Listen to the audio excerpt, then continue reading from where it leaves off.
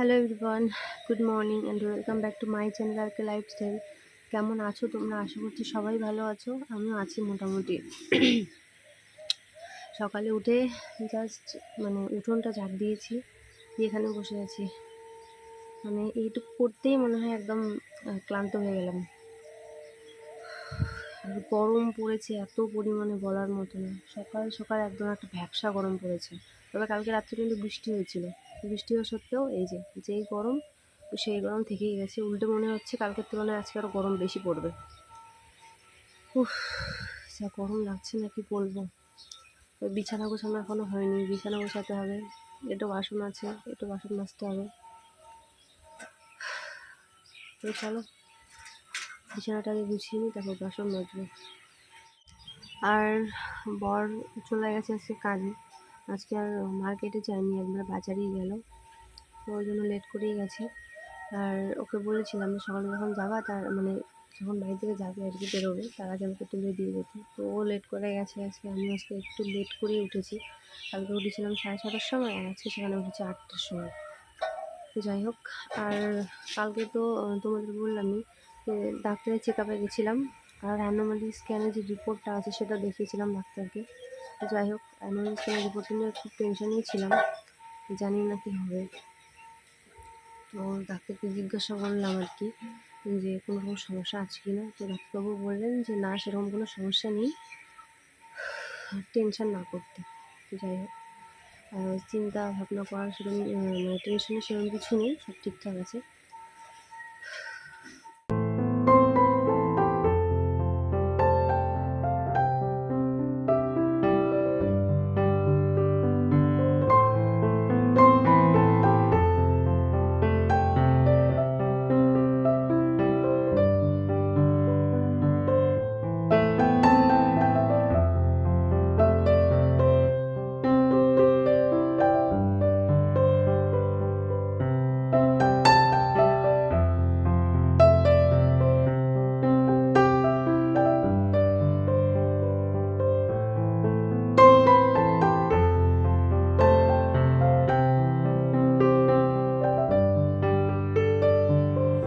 বসিয়ে দিয়েছি হচ্ছে দুধ। আজকে সকালে ব্রেকফাস্টে খাবো হচ্ছে দুধ আর মুড়ি।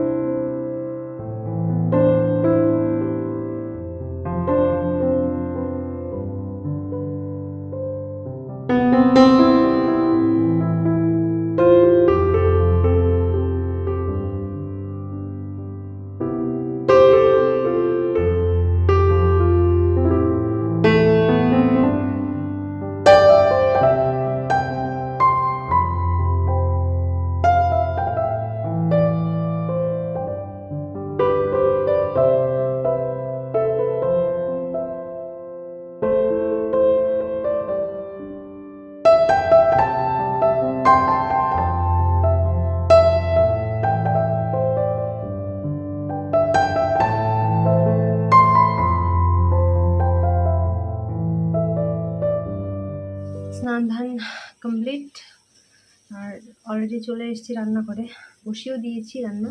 তোমাদের দেখিয়ে দিচ্ছি যে আজকে কী কী রান্না করব। এখানে রয়েছে ভাত বসিয়ে দিয়েছি, এখনও ফুটেনি ঠিকঠাক। এখানে বসিয়ে দিয়েছি হচ্ছে মসুর ডাল। এই ডালটা না ফুটতে অনেকটা সময় লাগে, ভালোই লাগে না। যাই হোক, ডাল রান্না করব। এইখানে রয়েছে হচ্ছে আলু, কুচকুচুর কেটে রেখেছি। এটা গুঁড়ো মাছ দিয়ে চচ্চড়ি করব। আর এইখানে রয়েছে হচ্ছে রাই শাক কেটে রেখেছি, রাই শাক ভাজা করবো, ব্যাস এতটুকুই। চলো শাকটাকে ধুয়ে আনি। এগুলো এভাবে বসানোই থাক, এগুলো হতে থাকবে। আমি কলপাড়ে গিয়ে এখন শাকটা ধুয়ে আনবো।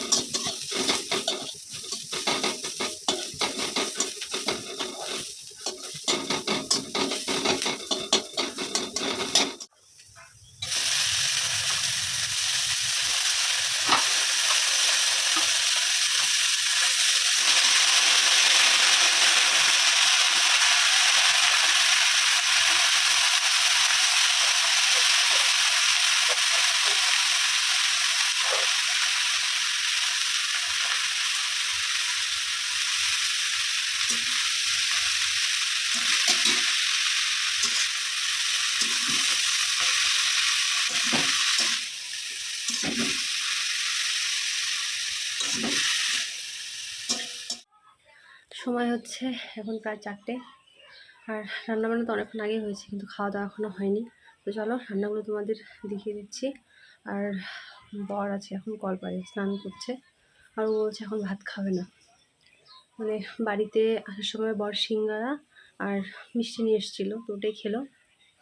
খাওয়ার পর বলছে ভাত একটু পরেই খাবে, কিন্তু আমার তো খিদে পেয়ে গেছে, আর বেশিক্ষণ না খেয়ে থাকা যাবে না, কারণ অলরেডি অনেকটা লেট হয়ে গেছে।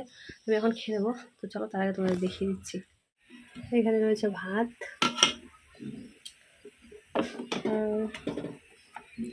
এখানে রয়েছে হচ্ছে আলু দিয়ে গুঁড়ো মাছের চচ্চড়ি, এখানে রয়েছে শাক ভাজা, আর নিচে রয়েছে ডাল। ঠিকঠাক বোঝা যাচ্ছে না, ডাল। চলো আমি খাওয়াটা করে নিই, পরে তোমাদের সাথে কথা বলবো।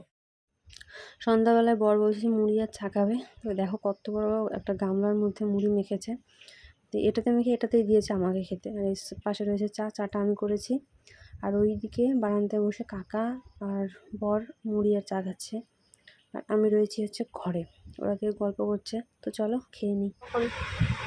ভাত খাবো না, পেটটা খোলা আছে, ওই যে মুড়ি খাচ্ছি, মুড়ি খাইছি, মুড়ি কলা কখন খেয়েছো? খাইছি, 2টা কলা খাইছি, মুড়ি মাখলাম, মুড়ি খাইছি, পেটটা খোলা আছে। তাহলে ভাতটা কী হবে এখন? ভাত তো আছে ঘরে। ভাতটা রেখে দিবা জল দিয়ে, পান্তা ভাত খাবো। তোমার কি শুধু পেট ফুলতেই থাকে?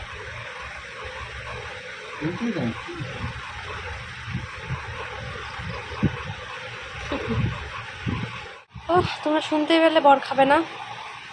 আমি কিন্তু আগে বলেছিলাম আমি খাবো না, আমার পর ওনারও বাহানা, উনিও এখন খাবেন না।